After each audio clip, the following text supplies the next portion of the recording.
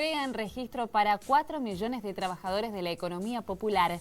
Se trata de una herramienta para coordinar los proyectos productivos del Ministerio de Desarrollo Social destinados a salir de la crisis. Los beneficiarios podrán acceder a programas de financiamiento para 5 rubros laborales: vendedores ambulantes, feriantes o artesanas, cartoneras y recicladores, pequeñas agricultoras y agricultores, trabajadores sociocomunitarios, trabajadores de la construcción, infraestructura social y mejoramiento ambiental o pequeños productores manufactureros. Este registro de trabajadores se sustentará en la práctica con el Fondo de la Economía Popular, que el gobierno impulsó con un monto inicial de unos 20.000 millones de pesos que podrá ampliarse en adelante.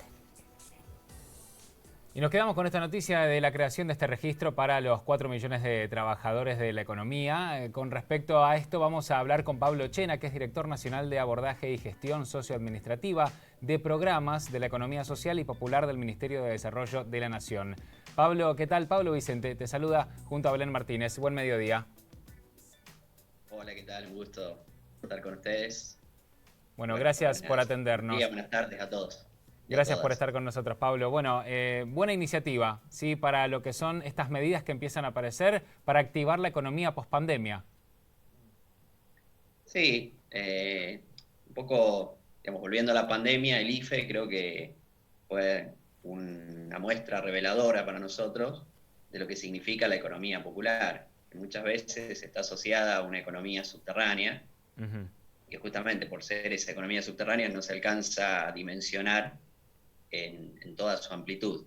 Un poco el registro viene a hacer eso, viene a institucionalizar la economía popular. Es un primer paso en la institucionalización de la economía popular para su posterior desarrollo, es decir, para que a partir de saberes conjuntos entre las organizaciones sociales y el Estado podamos diseñar políticas que efectivamente lleguen a este sector. Es decir, algo aprendimos durante este periodo y es que con las organizaciones solas no alcanza, pero con el Estado solo tampoco. Entonces es importante ir combinando saberes de ambos sectores para poder efectivamente llegar a esta economía tan compleja y tan precarizada.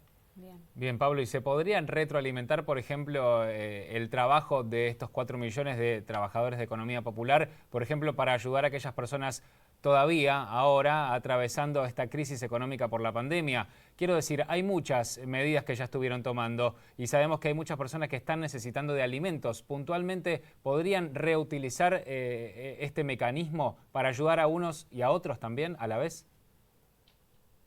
Sí, la idea es justamente que la economía popular no es solo la economía de la necesidad, también la economía de la producción. Entonces, lo que estamos tratando de desarrollar son redes, unas de ellas son las redes de alimentos, donde tenemos comercialización de la economía popular, pero también una producción muy importante de la economía popular a través de la agricultura familiar, para poder abastecer comedores, sectores populares con alimentos de calidad y a precios razonables y sin ningún tipo de especulación en el medio, sacando toda la especulación que vemos que azota el precio de los alimentos en el resto de la economía y que todos estamos sufriendo. Así que efectivamente el esfuerzo es justamente eso, no llegar solo a la necesidad, sino mostrar que la economía popular es sustentable en sí misma si nosotros mínimamente le damos las herramientas básicas a la que accede cualquier sector productivo, es decir, crédito, posibilidades fiscales para facturar y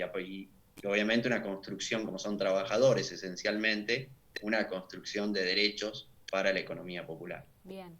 Pablo, ¿qué requisitos se necesita para poder anotarse en este registro? No, los requisitos son, o sea, nosotros tenemos un principio que es el de vulnerabilidad socioproductiva. El registro lo que intenta mostrar es explicitar, echar luz sobre este mundo de trabajadores y trabajadoras que están precarizados, pero que están desarrollando, pese a todas las circunstancias adversas, su actividad hoy en día. Los requisitos para acceder están bueno, se hace el registro hoy por hoy por las situaciones propias de la pandemia. El método de registración es online, es vía web. Ahí hay una página del Ministerio de Desarrollo Social donde todos pueden acceder e inscribirse. Sí. y básicamente las categorías de vulnerabilidad son que no puede tener un trabajo formal bien pago, obviamente, donde ya eso le garantice los derechos, no se pueden tener más de 2 bienes muebles y uno tiene que estar, en caso de que tenga 2, uno tiene que estar afectado a su actividad productiva, no más de 2 bienes inmuebles, 3 bienes muebles, es decir, autos, motos, etcétera. Claro. Eso es lo que hace la situación patrimonial. Es decir, está apuntado justamente a los sectores vulnerables. Y después, esencialmente, estar dentro de las ramas de la economía popular, es decir, ser un trabajador organizado dentro de la economía popular, tanto en sus ramas como en sus formas de organización. O ser un trabajador independiente, o ser un trabajador que junto con otros trabajadores y trabajadoras están en un emprendimiento productivo a pequeña escala, o estar organizados en cooperativas, incluso cooperativas que vienen de empresas que se formaron a partir de empresas recuperadas. Y bueno, ese mundo abarcar en su complejidad el mundo de la economía popular. El registro lo que intenta hacer es justamente eso, es un registro más que nada, no tanto de situación social, sino de situación económica. Este es un registro económico. Nosotros venimos a reivindicar la economía popular, en su palabra de economía, para mostrar que si la institucionalizamos, si la potenciamos, puede ser una solución para grandes sectores de la población, que ustedes señalaban 4,5 millones, y que bueno, tenemos que registrar para ver si son 4,5 millones o incluso más, porque veamos el impacto que tuvo el IFE, y eso creo que nos abrió los ojos a todos de decir, cuidado que pueden ser muchos más. Claro, con respecto al IFE, en un principio se pensaba para 8 millones de personas, terminaron anotándose 12. No, me equivoco, eran casi 4 millones en un principio, después terminaron anotándose 12 millones de personas. O sea, eso fue un balde de realidad, ¿no? Un baldazo de realidad que recibieron con los números que está atravesando la Argentina y la pobreza que lamentablemente fue avanzando. Y vamos a hacer un comienzo desde lo que fue el principio de la gestión. Todavía no son 6 meses. Ustedes empezaron a hacer una buena gestión, por ejemplo, con la tarjeta alimentar y distintos proyectos que seguramente empezaron a formar. ¿Cuáles son los que quedaron completamente de lado, Pablo, si hubo alguno que quedó de lado por la irrupción de la pandemia en la República Argentina y el mundo? Bueno, la pandemia está claro porque pasó en todo el Estado y en la sociedad cambió la agenda. En el caso nuestro nos volvió a una agenda de alguna manera anterior, ¿no? Emilio Pérsico, el secretario, muchas veces dice, parece que volviéramos al 2002, porque volvemos al problema de los alimentos, los comedores, etcétera, a la parte primaria, digamos, de los movimientos sociales, de contención. Nosotros tenemos una agenda que es la que estamos tratando de nuevamente impulsar, de esta mirada económica sobre la economía popular, de intento de desarrollarla, pasar de la contención al desarrollo de la economía popular para que sea autosustentable y que sea una base de derechos. Es decir, derechos con su base material económica consolidada. Una base de derechos y una base económica. ¿Cómo pensamos, y de alguna manera retrasamos, si se quiere, por la pandemia esta agenda, pero que la estamos retomando ahora? El registro es una puerta de entrada. Lo que lanzamos ayer es la puerta de entrada a lo que nosotros llamamos una escalera ascendente, una escalera de ascenso social de la economía popular en lo que tiene que ver con derechos.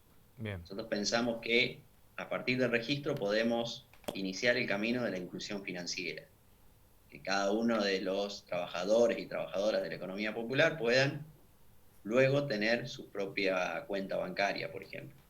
Estamos tratando de ir hacia ese lugar y que eviten. Ustedes sabrán, el mundo popular está azotado por la usura, por los abusos de la usura. Nosotros queremos un mecanismo importante para volver sostenible la economía popular, así como para volver sostenible al país. Estamos viendo, tenemos que sacarlo del mundo de la usura. Para volver sostenible la economía popular tenemos que sacarla del mundo de la usura. Digitalizar los ingresos también. En términos también. concretos significa llevarla a los sistemas tradicionales de financiamiento.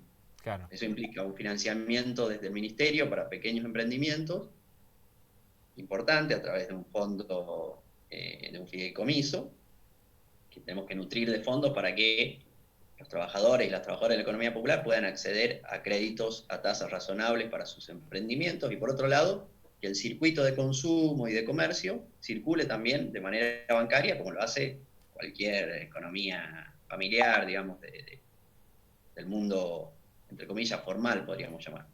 Muy bien. Pablo. Sí. No, queríamos agradecerte por tu tiempo, por estar con nosotros y estos proyectos que nos estabas diciendo que de a poco, a medida que empezamos a volver a la normalidad, lentamente, al menos en la zona del área metropolitana, vuelven también a aparecer esos proyectos que habían seguramente formado cuando comenzaron con esta gestión. Te mandamos un abrazo y gracias por atendernos, Pablo. Un abrazo para ustedes y un gusto, y cuando quieran a disposición.